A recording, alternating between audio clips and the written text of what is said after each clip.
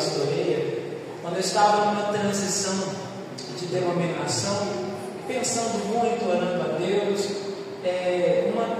um dos motivos que me levou a tomar a decisão foi uma palavra que Ele liberou de Deus na minha vida, que foi essa: Igor, eu sei que aonde você for, você vai dar muitos frutos.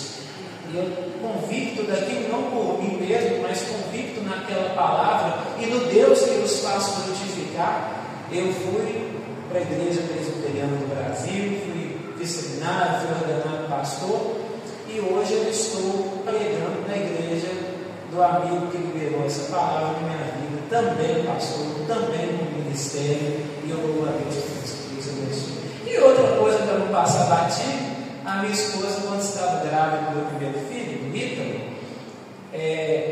eu contei ao Evaíto que ela gostava muito da fruta do conde, só que nós só achamos pinha para vender, o conde é diferente. Ele disse: não, tem um pé, eu sei onde tem um pé, e só falou isso. Eu lembro que ele saiu daqui para Alterosa, foi lá na minha casa, no São João, onde eu morava, né? Só para me levar uma fruta do conde para minha esposa, né? E além do fruto que ele levou, isso mostrava o quanto Deus frutificava na vida dele como servo, em se doar, né? Em fazer algo de bom para o irmão, no caso para a esposa do irmão. Graças a Deus, meu filho não nasceu com cara de conde. Glória a Deus por isso. Meus irmãos, nós estamos falando de pessoas que são fascinadas por Cristo, como o pastor Evaí, por cada um de vocês aqui. Eu quero que você abra sua Bíblia comigo na carta de Paulo aos Gálatas, no capítulo 3. Gálatas, capítulo 3, no versículo 1 ao versículo 5 apenas. Gálatas, capítulo 3, do verso 1 ao 5. Enquanto você encontra aí, traga um abraço da igreja do pastoreio, da igreja presbiteriana de Montevideo, e vocês recebam o nome de Jesus essa casa. Quem sabe fazermos um intercâmbio, pastor Evaí, levar a igreja lá, participar conosco do trabalho de mulheres, do trabalho de juniores, não vai faltar a oportunidade. Gálatas 3, do verso 1 ao 5, a versão da minha Bíblia é Almeida, revista atualizada, então pode ser que varie um pouquinho alguma palavra aí da sua, mas diz assim: ó Gálatas insensatos, quem vos fascinou a vós outros, ante cujos olhos foi Jesus Cristo exposto como crucificado? Quero apenas saber isso de vós. Recebestes o Espírito pelas obras da lei ou pela pregação da fé? Sois assim insensatos que, tendo começado no Espírito, estejais agora vos aperfeiçoando na carne? Terá sido em vão que tantas coisas sofrestes, se na verdade foram em vão. Aquele, pois, que vos concede o Espírito e que opera milagres entre vós, porventura o faz pelas obras da lei ou pela pregação da fé? Amém. 5 perguntas, 5 versículos. O apóstolo Paulo, quando escreve a carta aos Gálatas, ele precisa combater 2 coisas que estavam minando a igreja, chegando de forma sutil, sorrateira. Sabe aquilo que vem com a aparência de bom, de bem intencionado, que veio para agregar, para somar, que é mascarado, tem ali alguns pigmentos bons, mas no fundo é nocivo, é pernicioso, é perigoso. Paulo está combatendo na igreja da Galácia o judaísmo revivido agora no tempo da graça. Haviam cristãos judaizantes na igreja da Galácia. Pastor, mas o que tem a ver a fé abraâmica nasceu no judaísmo? O que tem a ver é que o judaísmo e tudo que ele continha eram sombras e figuras daquilo que apontava para Cristo. Então agora, na era da graça, tudo concreto na pessoa bendita de Jesus Cristo, não cabia mais à igreja voltar àqueles antigos ritos e práticas judaizantes, como por exemplo a circuncisão. Cristo vai demonstrar que a circuncisão verdadeira é feita onde? No coração. O que é a circuncisão? A remoção da impureza, da carne, e isso foi feito na cruz. Antes do judaísmo, precisava constantemente haver um sacrifício de um cordeiro para expiação de pecados. Mas agora, Cristo é o cordeiro perfeito, de sacrifício único para expiar os pecados. Não precisa mais de sacrificar um cordeiro. Na época do judaísmo, havia um amor exacerbado ao templo, à figura do templo, às paredes, os objetos, as cores litúrgicas, a figura do sacerdote.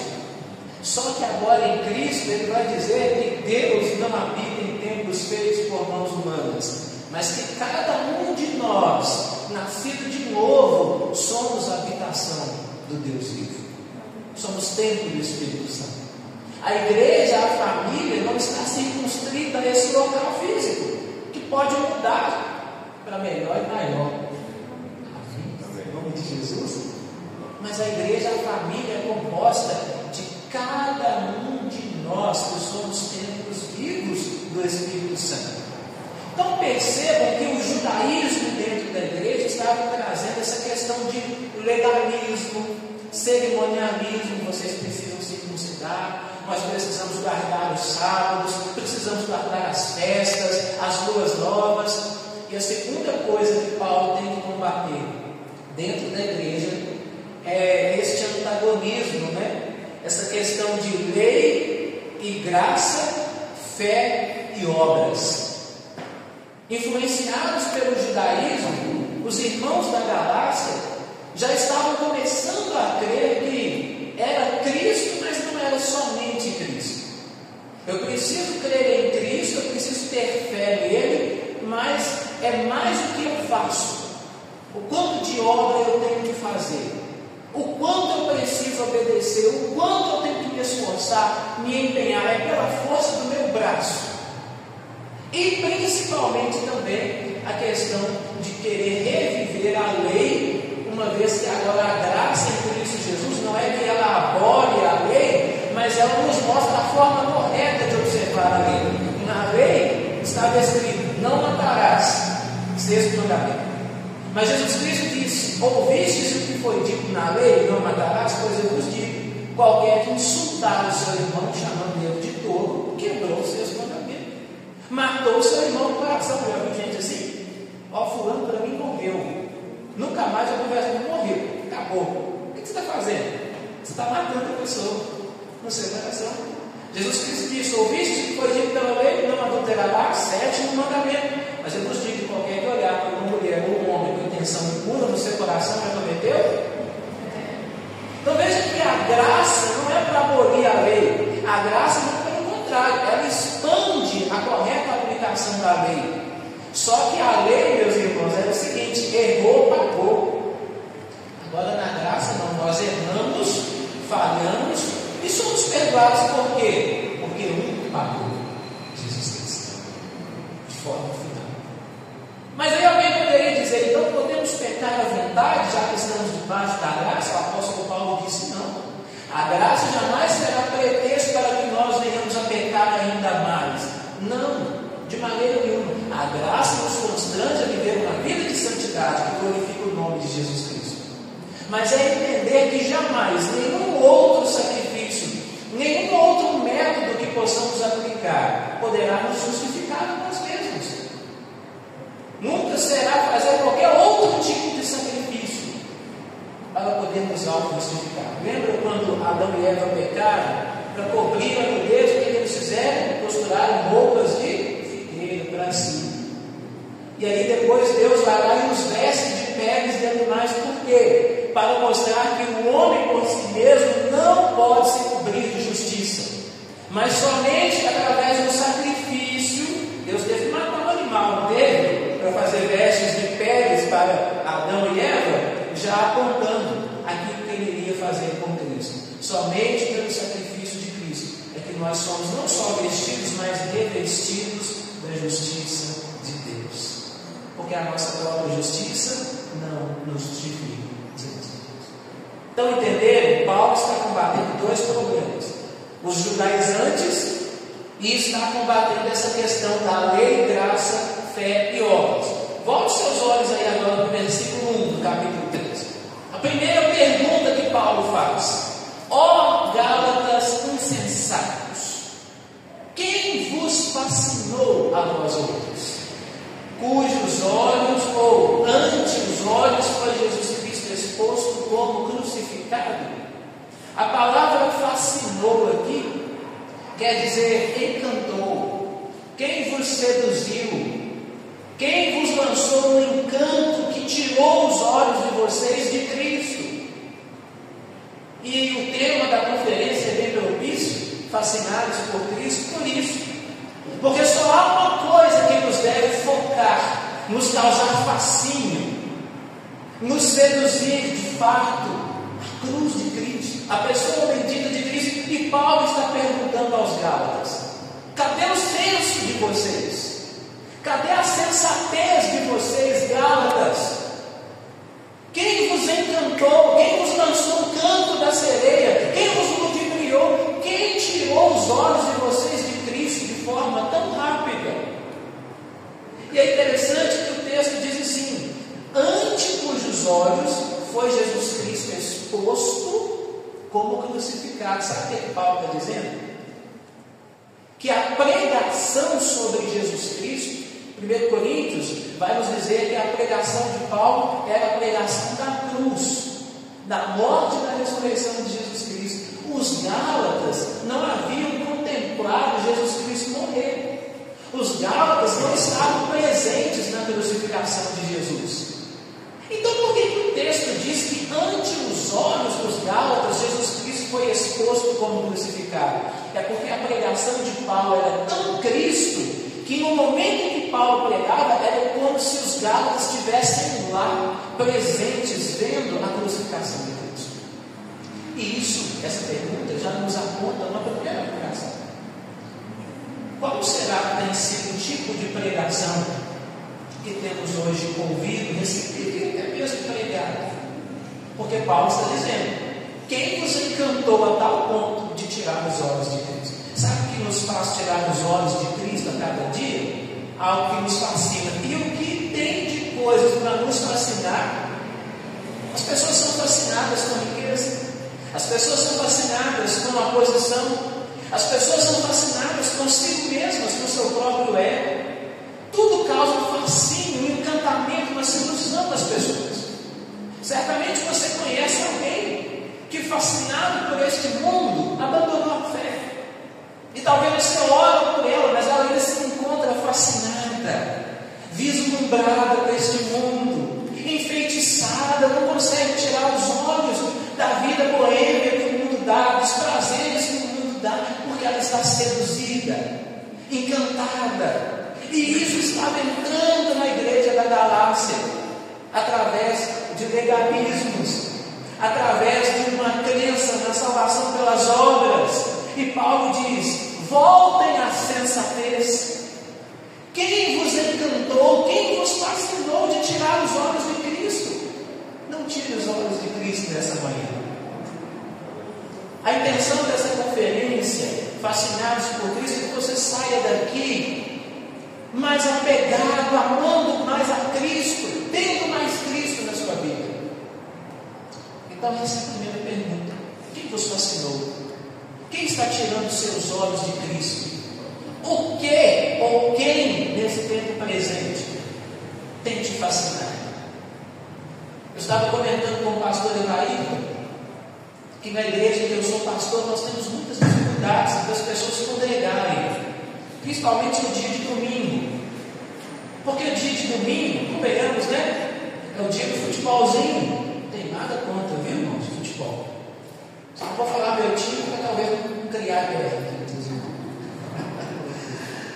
Mas as pessoas são fascinadas. A domingo, pastor, trabalha a semana inteira. Domingo é o dia que eu tenho que acordar mais tarde.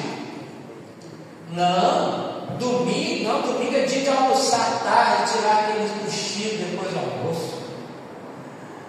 E a igreja está lá com os seus trabalhos para participar, para ser igreja, para acontecer.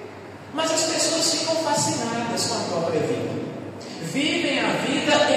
mesnatas, ou seja, vivem como se não houvesse eternidade, como se não houvesse um senhorio de Cristo para prestar contas, como se não tivesse responsabilidade espiritual diante de Deus, porque estão muito fascinados. Eu tenho que trabalhar, eu tenho que ganhar dinheiro, eu tenho que conquistar, eu tenho que trocar de carro, eu tenho que comprar minha chácara, eu tenho que estudar fora, fazer meu intercâmbio, eu preciso namorar, eu preciso casar, eu preciso fazer aquilo, e tantas coisas vão nos fascinando, e Cristo vai sumindo da nossa visão.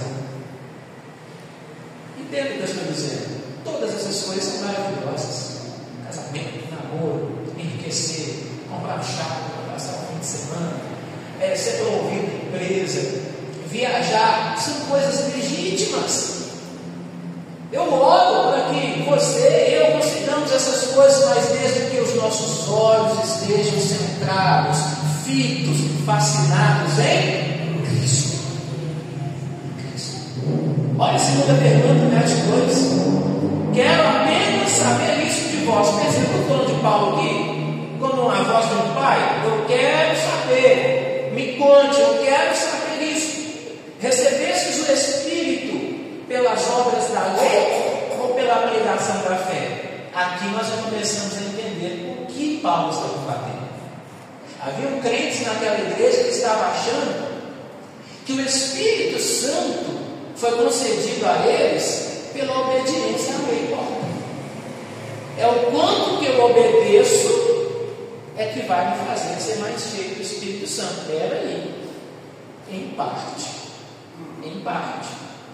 O quanto que eu e você obedecemos é uma consequência de termos recebido o Espírito Santo. Quem é que nos convence do pecado, da justiça e do juízo? O Espírito Santo. Então não é que eu obedeço para ter, eu tenho o Espírito Santo, por isso ele me habilita a obedecer. É igual a questão do dízimo e oferta. Não é o quanto eu dou para ser abençoado, é o quanto Deus já tem me abençoado. Como expressão de gratidão, eu dou. 1 Crônicas 29 diz: Senhor, só podemos te dar aquilo que das tuas próprias mãos nos deste. Eu só tenho para dar daquilo que o próprio Deus já me deu, porque tudo provém de Deus. Todo dom perfeito, toda boa dádiva provém do Pai das luzes. E Paulo diz: eu quero saber, vocês têm o Espírito Santo na vida de vocês, que vos faz chorar, vos faz arrepender dos vossos pecados, vos concede dons maravilhosos. Sabe o que te moveu a estar aqui hoje, nessa manhã? O impulsionamento do Espírito Santo de querer ser mais cheio de Cristo. Não, pastor, foi uma ação minha de querer vir, sim, impulsionado pelo Espírito Santo. Lembra que Jesus Cristo disse: sem mim nada podeis fazer. Sem mim nada podeis fazer. E aí Paulo diz: foi pelas obras da lei ou pela pregação da fé? Vocês vão perceber que a pregação, a fé, vai estar bem presente nesse texto. Então Paulo diz: não, vocês receberam o Espírito Santo no momento em que vocês ouviram a pregação. Qual pregação? Qual o teor da pregação de Paulo? Está aí no verso 1. Foi Jesus Cristo exposto como crucificado. Então, no momento em que a pregação sobre Cristo foi exposta, foi pregada, e os Gálatas creram, porque a palavra de Deus diz que a fé vem pelo ouvir, e ouvir o que, irmãos? A palavra de Deus. Então, quando eles ouviram a palavra de Deus, creram, eles receberam o Espírito Santo. Mas eles estavam pensando que era pelas observâncias da lei. O quanto eu obedeço à lei de Moisés, o quanto eu sou caridoso, o quanto eu sou piedoso, o quanto eu sigo à risca os usos, os costumes. E não. Então Paulo está dizendo: não, vocês não receberam o Espírito Santo pela lei, mas foi pela pregação da fé. Olha a terceira pergunta de Paulo. Veja que são perguntas, 5 versículos, 5 perguntas. A terceira pergunta: sois assim insensatos?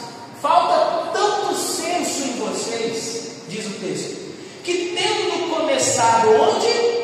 No Espírito, estejais agora, tempo presente, vos aperfeiçoando onde? O que diz aí essa tradução? Na carne. Paulo está dizendo, começando bem, termine melhor. Talvez se fôssemos dar um tema, a mensagem de hoje seria fascinados por Cristo, começando bem, termine melhor. Como eles começaram na fé? Começaram bem, né? Como foi a conversão dos Gálatas? Pastor, eu não estava lá. Vamos olhar para o texto? Olha o verso 1. Cristo foi exposto como crucificado. Então eles ouviram uma pregação. Qual o teor da pregação? Cristo. Segundo, nesse processo de conversão, eles receberam o Espírito Santo. Foi pela lei? Não. Foi pela pregação da fé. E agora, verso 3. Vocês são tão insensatos que, tendo começado, começo, início, conversão, tendo começado no Espírito, estejais agora que eu vos escrevo, vos aperfeiçoando, crescendo, melhorando, só que na carne. Vocês começaram tão bem. Eu creio que muitos aqui, como o irmão mandou testemunho aqui de sua vida, lembram do dia em que começou, que o coração queimou por Jesus. O dia em que você ouviu uma pregação pela primeira vez e entendeu. Ora, foi o Espírito Santo que virou a chavinha aqui e você compreendeu a fé. Porque pregações nós ouvimos muitas. Você tem hoje uma gama de pregadores para ouvir na internet bons, tanto pentecostais quanto tradicionais. Você tem pregadores maravilhosos, Eliseu Rodrigues, Hernandes Dias Lopes, Augusto Nicodemos, Pastor Evaíto. Você tem N pregadores na internet. Muitas pessoas ouvem, mas por que não se convertem? Por que não creem? Porque falta virar aquela chave da conversão. Entendi. O Espírito Santo agora habilitou-me a crer. E aí ele diz: vocês começaram bem, vocês creram, porque ouviram a mensagem do Evangelho de Cristo. O Espírito Santo os convenceu do vosso pecado. Só que agora, ao invés de vocês progredirem na fé, vocês estão regredindo. Aliás, ao contrário, ao invés de progredirem na fé, vocês continuam progredindo, só que não é na fé, é na carne. Já viu aquele dito, crescendo igual o rabo de cavalo, para baixo? Era isso que os Gálatas estavam vivendo. Começaram bem, amando Jesus, vamos contextualizar, participando dos cultos, contribuindo, fazendo parte aqui dos ministérios da igreja, aquele amor maravilhoso, caminhando junto com o pastor, orando junto com o pastor. E eu creio que vocês fazem isso. Mas o desafio é a constância, é manter até o final, porque no fim, não importa como você começa, importa como você vai terminar. Talvez começamos muito bem, oramos muito, lemos muita palavra, congregamos muito, só que o tempo vai passando, certas coisas vão adentrando a nossa vida, nós achamos que somos bons demais, muito espirituais. Lembra do problema de Gálatas?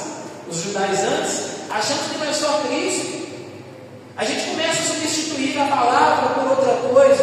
Não, isso aqui não, vamos trazer algo que vai mais às emoções do povo.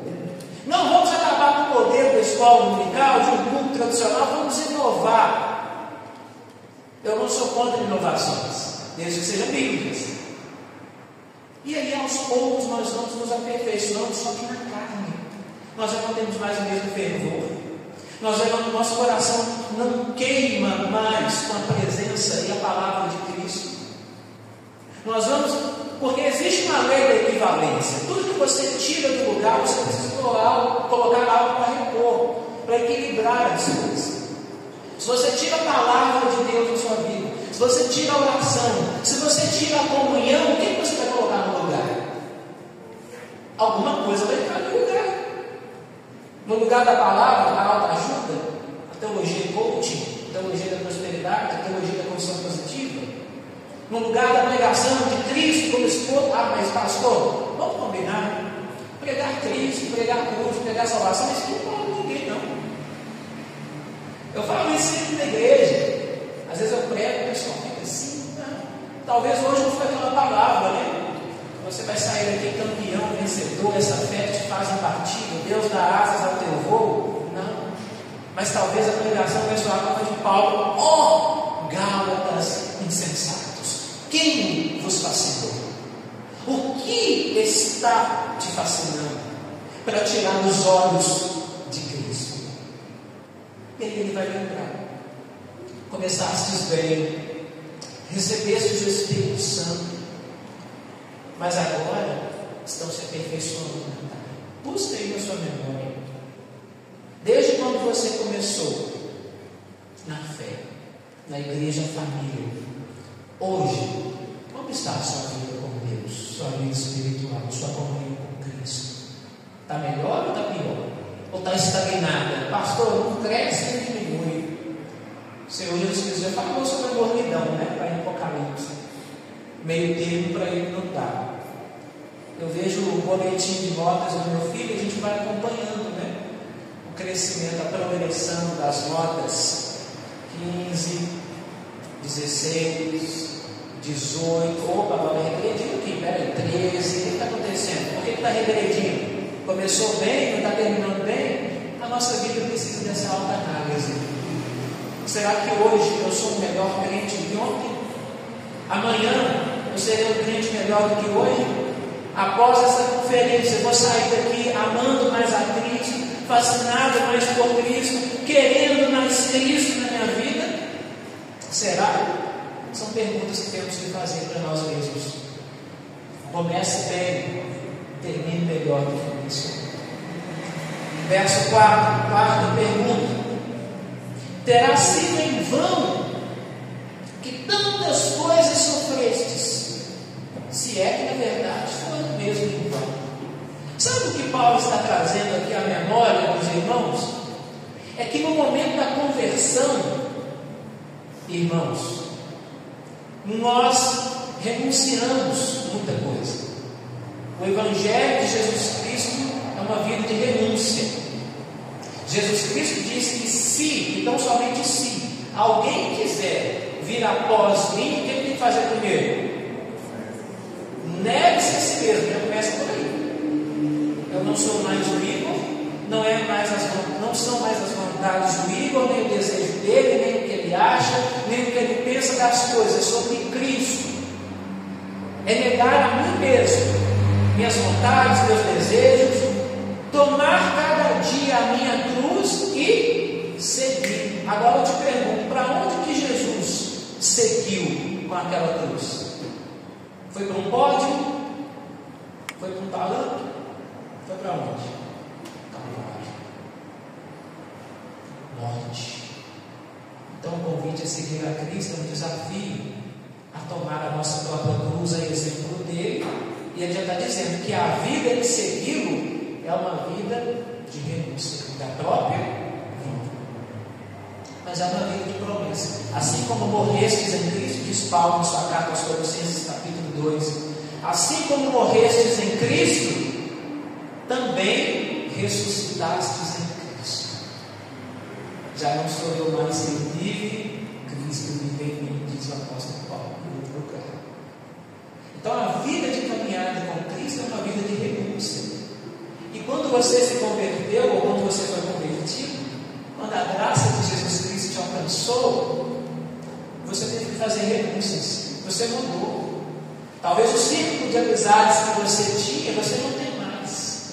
Aquele círculo de palavras torpes, aquele círculo de pessoas com assuntos inconvenientes, aquele círculo de ímpios, onde a bebida tomava conta e exaltava a todos, as drogas, aquele círculo aonde você se reunia para falar mal de outros.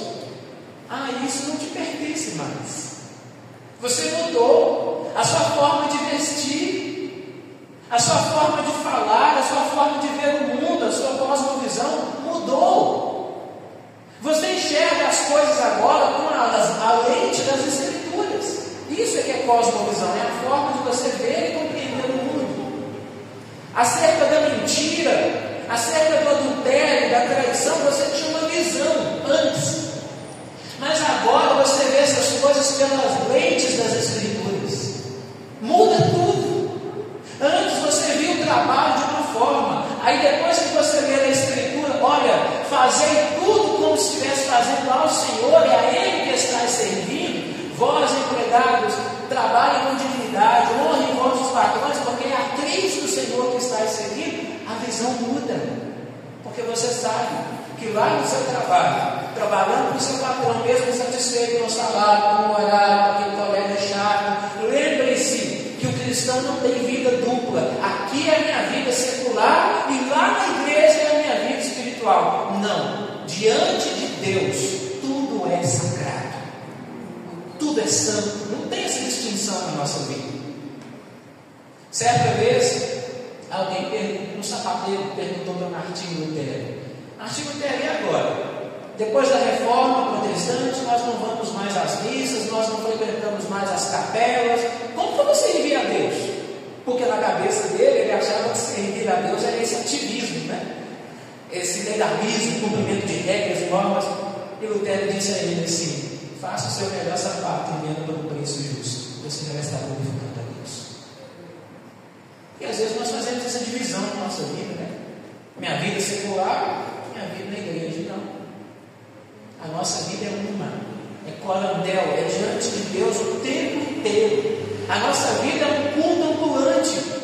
Lembra que Paulo diz em Romanos 12, verso 2: rogo-vos, pois, irmãos, que apresentai-vos os vossos corpos diante de Deus como o quê? Sacrifício vivo, santo e agradável, que é o vosso culto racional, com entendimento.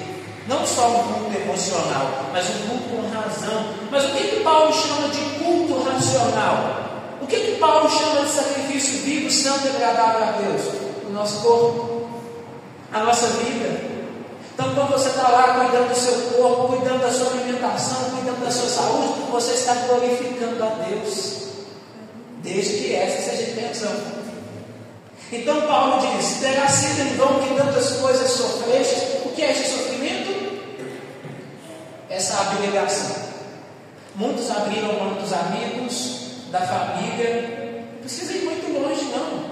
Alguns 30, 40 anos atrás era muito comum, quando alguém se convertia, a família desertava: vai embora, não quero crente em minha família.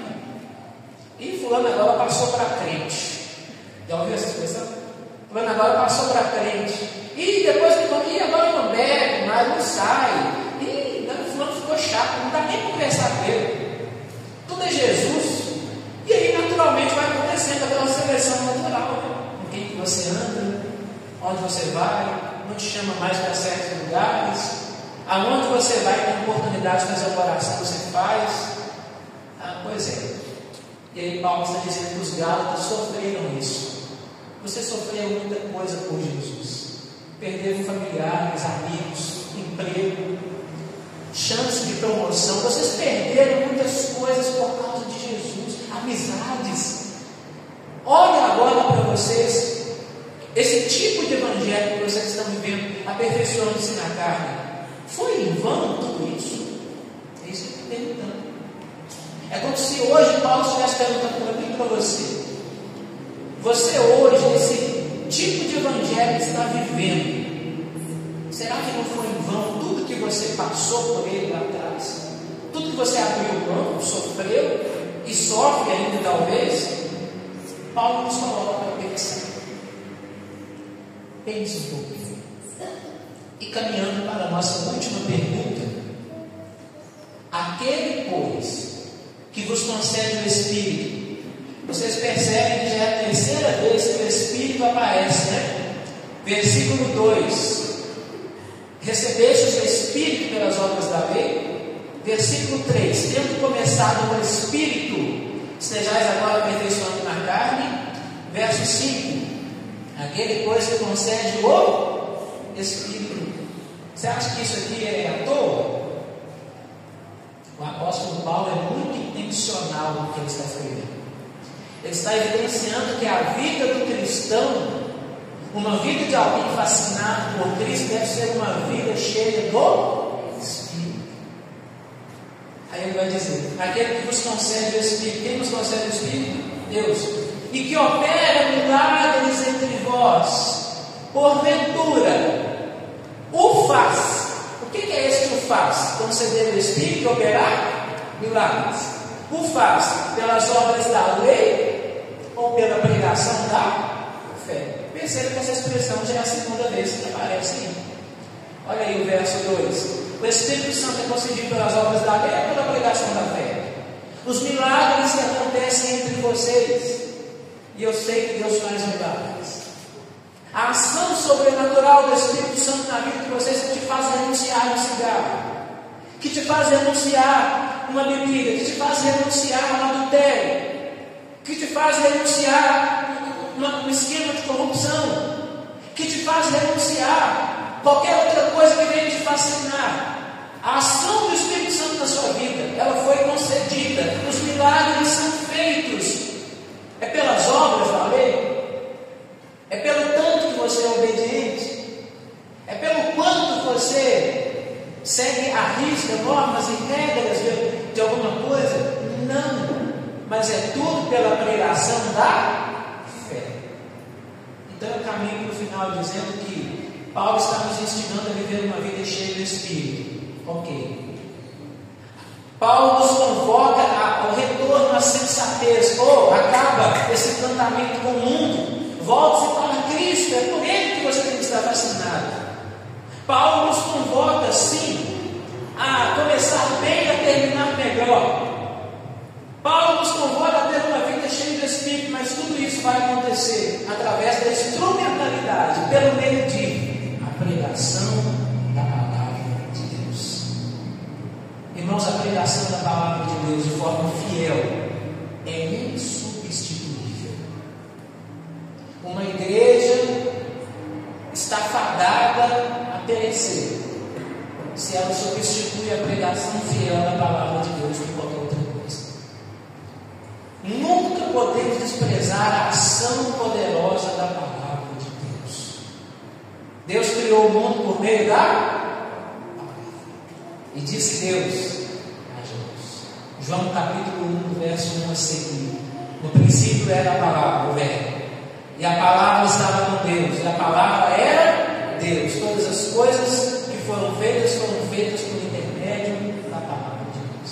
Jesus Cristo, na sua oração, no capítulo 17 de João, diz assim: Pai, santifica-os na verdade, a tua palavra é a verdade. E mais, meus irmãos, a palavra de Deus nos santifica, a palavra de Deus nos fortifica, a palavra de Deus nos chama ao eixo, como já disse, a fé vem pelo ouvir e ouvir a palavra de Deus. Hebreus capítulo 4, versículo 12, ou 5:12, porque a palavra de Deus é mais penetrante que espada alguma de 2 gumes, que penetra até a alma, espírito, juntas e medulas, e é apta para discernir as intenções e os pensamentos do coração. Então não podemos menosprezar a ação poderosa da palavra. Não existe receita de bolo para a igreja crescer. Eu já tentei algumas, tá? Aqui é palavras de alguém que falhou. Palavras de alguém que por um instante achou que era por ele mesmo, pela força do braço, pelas ideias, é que ele iria fazer uma igreja andar, crescer. E eu caí. Quando eu li esse texto, entendi que não. Se eu quero uma igreja forte, que cresça, que desenvolva, eu só preciso de uma coisa: ser fiel à palavra de Deus. A palavra de Deus é isso. Eu não preciso de mais nada. A palavra de Deus é que convence. A palavra de Deus é que transforma. E eu quero concluir dizendo que o fascínio por Cristo é necessário para que nenhuma outra coisa nessa vida venha nos fascinar que não seja Cristo. Portanto, começando bem, termine melhor. Deus abençoe a vida de cada um de vocês. Eu volto a palavra para o pastor Nair. Mais uma vez agradeço pelo convite, pela paciência dos irmãos, em nome de Jesus.